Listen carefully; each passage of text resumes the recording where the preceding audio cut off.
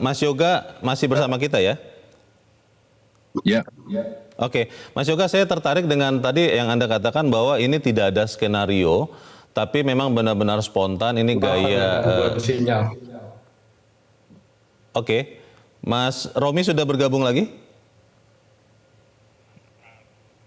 Ya, Baik, Mas Romi sudah bergabung lagi dan sudah bergabung juga bersama kita Mas Mardhani Alisera. Mas Mardhani, selamat malam.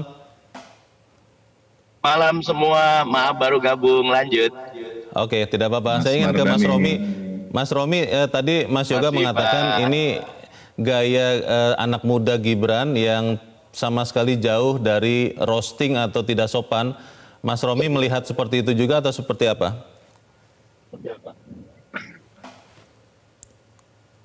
Mas Romi?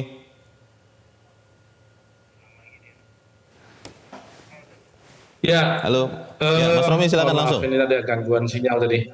Ya, silakan Mas. Ya, begini ya, kan kalau kita sih bisa berpendapat apapun, apalagi kita sebagai tim kampanye atau tim sukses pasti kita akan membela pasangan kita. Tetapi kan yang kita lihat kan sentimen publik, bagaimana netizen yang terpantau dari berbagai survei secara online, misalnya seperti yang disampaikan oleh Drone Emprit, Saudara Ismail Fahmi merilis juga data sentimen publik dari jam 19.00 sampai 22 yang ditangkap dari pancaran Twitter.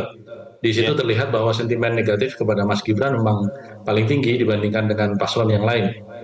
Artinya ketika 60% netizen mengatakan Mas Gibran ini negatif, ya itulah yang terpotret, terlepas dari ada atau tidak ada niat.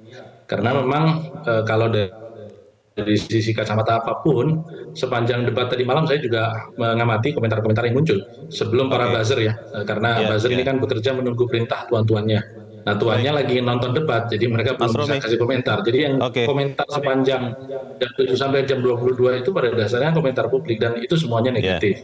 Mas Romi. Yang kedua, memang kalau Mas Romi, boleh Ya, saya tanya sedikit ya. Kan ketika Mas Gibran itu bergerak-gerak bertanya, lalu Prof. Mahfud juga sempat membalas dengan gerak-gerak sedikit loh sebetulnya. Saya juga sedang mencari jawabannya. Itu maksudnya bagaimana, Mas Romi? ya, memang kalau kita lihat apa yang dilakukan Prof. Mahfud itu kan retaliasi kalau kita berbicara. Karena memang dari sisi usia, kita kan tahu persis bahwa terpaut begitu jauh. Dan Prof. Mahfud ini kan seorang guru besar ya, yang sudah biasa dibegitukan oleh mahasiswa. Ya tentu sebagai retaliasi itulah yang dilakukan untuk menunjukkan bahwa hal seperti itu bukan sebuah hal yang patut sebenarnya dilakukan. Dan publik di Indonesia dipertontonkan oleh sebuah perdebatan yang menjadi etika atau tidak ada etika, sehingga seharusnya yang di Indonesia itu dari adat ketimuran bahwa seorang muda memang menghormati yang tua menyayangi yang muda, gitu. Itu menjadi buyar dengan penampilan gimmick-gimmick yang tidak perlu.